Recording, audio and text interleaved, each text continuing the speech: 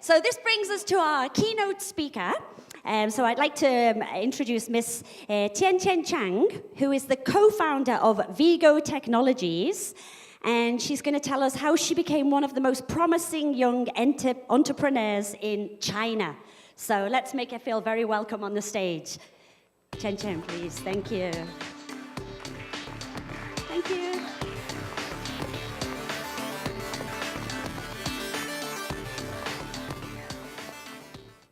Hello everyone, I'm Tiantian. Actually, I'm super excited to be here today. It's my first time to Japan and to Osaka.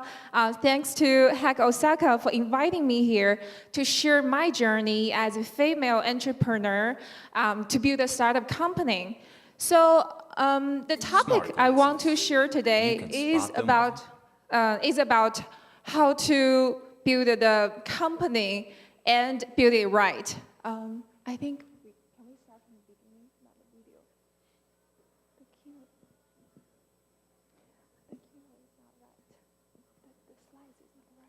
Smart. Anyway, so we got a little bit tech issue with the slides. But before we start, I want to talk about a little bit about my personal background.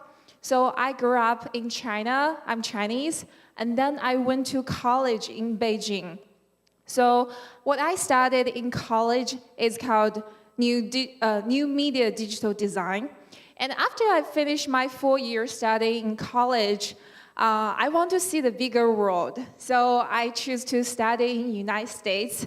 I went to University of Pennsylvania, and the program I did is called Integrated Product Design. So what I studied in school by then is I went to business school, engineering school, and design school. So I learned how to find customers' needs and how to satisfy their aesthetic needs. And also from engineering perspective, how can I make this product to work?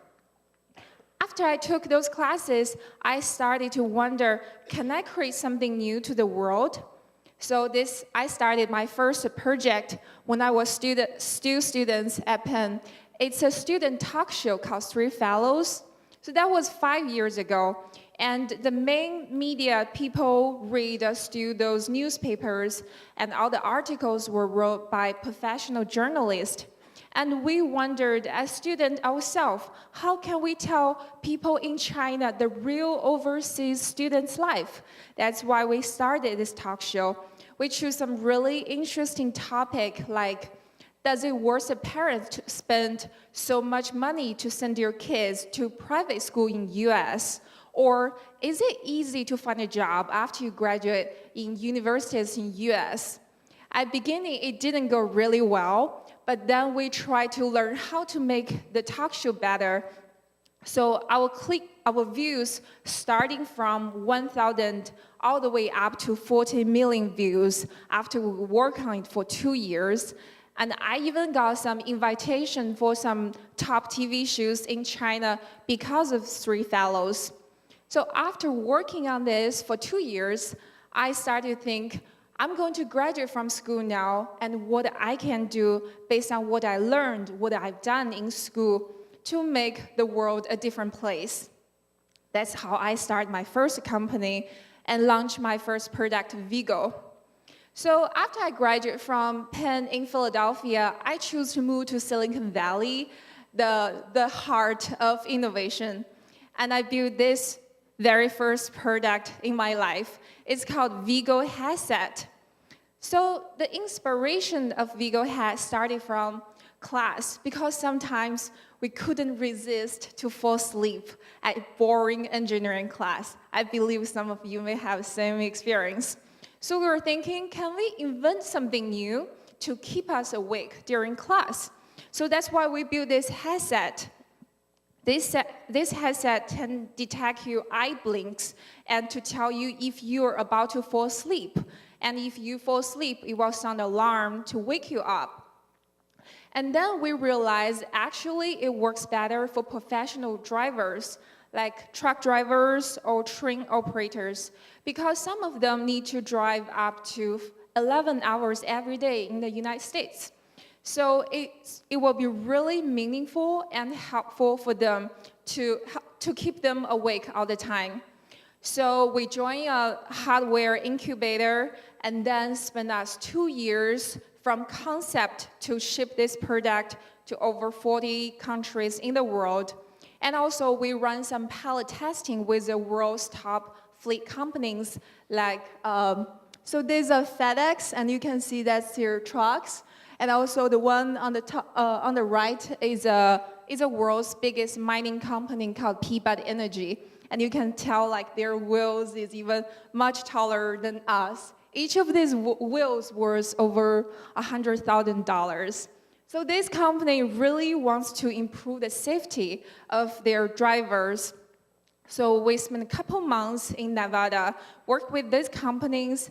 Meanwhile, we also got a really good, we also finished a really successful angel round from top VCs from US and China. By then, it seems everything went really well, but actually it wasn't. So here I want to talk about some difficulties we actually faced by then. First, because it was a B2B business, me and my co-founder, both of us were just fresh college graduate kids. We don't have over 20 years experience in fleet industry. And also because if we want to get contract with those big fleet companies, that means we need to run a couple more rounds of pilot testing. And we only raised one angel round. Those money won't last long enough to finish all those pilot testing. And meanwhile, it's a product that works best for professional drivers, and that's a little bit far away from what we originally started the idea. So there are two options.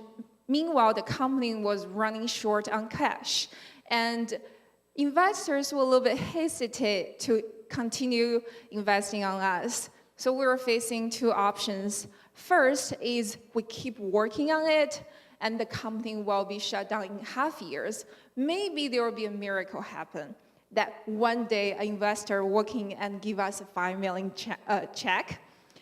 Or we make a change and we challenge ourselves to do something different based on what we learned in the past 2 years. But this one is also very scary. That means we're going to face a whole new blank paper.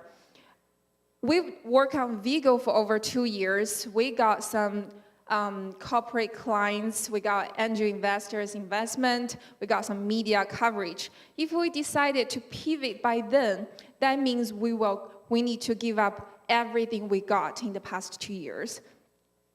So here I want to talk about the importance of having a female co-founder in your team.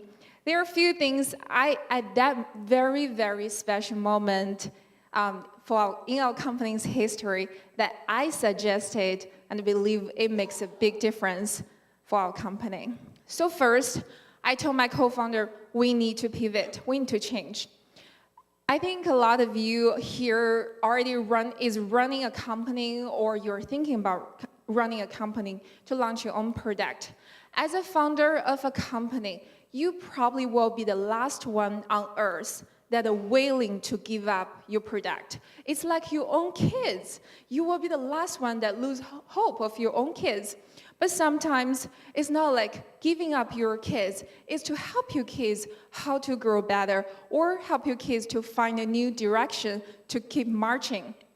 So you need to be really brave to face the truth. And also you need to ask your own really honest question. What is working and what isn't? If you find the true issue, you know how to make it better.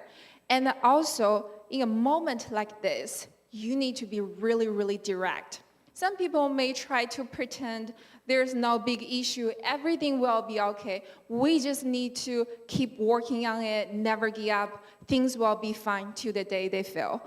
But you need to talk to your team, your founders, that there's something not going right and we need to fix it.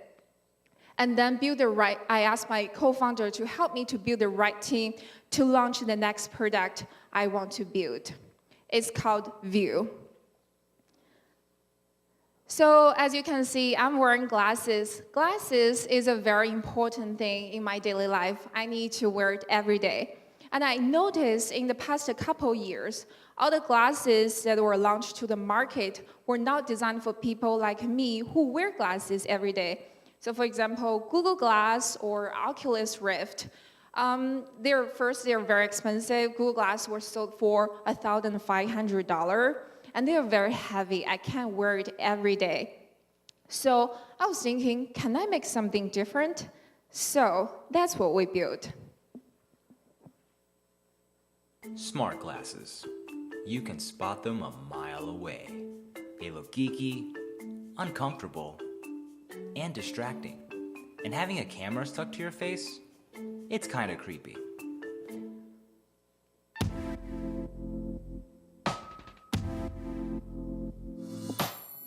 Introducing View, the world's first pair of smart glasses that match your lifestyle and your look. So we launched the View. Actually, I'm wearing it now. Can you tell the difference between a smart glasses and normal glasses? I guess you probably can't. So he's also wearing View. What View can do, first, we built two bone conduction pieces inside the glasses arm. That means you can pick up phone calls or listen to music by wearing the glasses itself. You don't need to wear additional headset or earbuds into your ear to listen all those audios. And also, we built an accelerometer inside the glasses. It can track all the steps you've taken every day or the calories you burn every day. What's more important is that you can install all type of prescription lenses into the frames, or you can put polarized lenses to the frame. So, and also it weighs similar to normal glasses. It won't weigh you down. And once we launched these glasses, we got the world's top media coverage soon. And after we built these glasses, we were thinking maybe we can launch to a new different platform to see what does all the customer think about the glasses. So we decided to launch on Kickstarter. So here a quick question for you. How many of you have heard about Kickstarter? Please raise your hand. Oh wow, quite a lot. I'm very impressive, yeah. So for those who never heard about Kickstarter, it's the world's biggest crowdfunding platform. So if you have an idea, or if you want to build your own product, you can create a video and write some description, post them on Kickstarter platform, and then if there are enough people like the idea, they will donate money or pre-order your product to help you to make your product become true. So we decided to launch our own Kickstarter campaign. And here are a few things we did before we launched. First, we realized it's very important to let more people know about the product. So before we launched the campaign for about months, we started to run some Facebook ads to collect people's email to make sure once we launch, they will get the notification that this project is live. And also, we spent about a month to polish the script for the video. We want to make sure people can understand the product clearly after they're watching the video. Meanwhile, we spent thousands of, not thousands of hours, but hundreds of hours to search journalists' contact info, send them thousands of emails, but only got a few responses. Still, that was really helpful. We got some of the top media coverage before we launch. And once we launched the campaign, we keep doing more Facebook ads, and also we started to run our social media platform, make sure we got a lot of likes on our Facebook ads and Instagram followers. And what's more important, we worked really hard on our customer service. We want to make sure every time when someone sends us a question, we can give them an answer instantly. So what happened after we did all this work and we launched our Kickstarter campaign? Before we launched our Kickstarter campaign, we only put $30,000 as a product's initial budget. And in 45 days for our Kickstarter campaign, we raised $2.2 million USD for our glasses and make us the highest eyewear crowdfunding project on Kickstarter. And within a year, before we ship, just for the pre-order, we sold for 3.5 million US dollars for the glasses. And what's more, our glasses won a couple important awards, for example, CES Innovation Awards and German Design, and also I was listed as Forbes 30 and 30 last year. So here are a couple key lessons I'd like to share based on my previous experience and hope it will be helpful for you in the future. So I believe before people start a company, people always tell you it's very, very important as an entrepreneur, you never give up. I totally agree that you should never give up on being an entrepreneur, but if you're building a company or building a product, it is very important for you to know when to change, because you can't launch a perfect product or find a perfect idea at the beginning. It's very important for you to know when to change. And also, you always need to learn from the mistake you've taken or something you've done wrong. And you need to truly face all those mistakes and the wrong things you've done. Then you know how can you improve yourself and become a better you. Last not least, I always have a lot of friends or people come to ask me, hey, I have this idea. I want to build this product, but I'm so nervous that what if someone just copied my idea and I can't raise money, I can't get PR, so they just copy my idea and I'll fail. Don't worry, the world is so big. There are billions of people in the world. Has to have someone that think about the same things as you are at this moment. So what you really need to do is work really hard on it and make sure you execute your idea really well. That's how you win the competition, not by just sitting there worrying that people will copy your idea. So here are some things I'd like to share with you all today, and this is my email. If you'd like to ask me some more questions or want to know more about our product, feel free to send me email. Thank you all so much today, and hope you enjoy the rest of the conference. Thank you.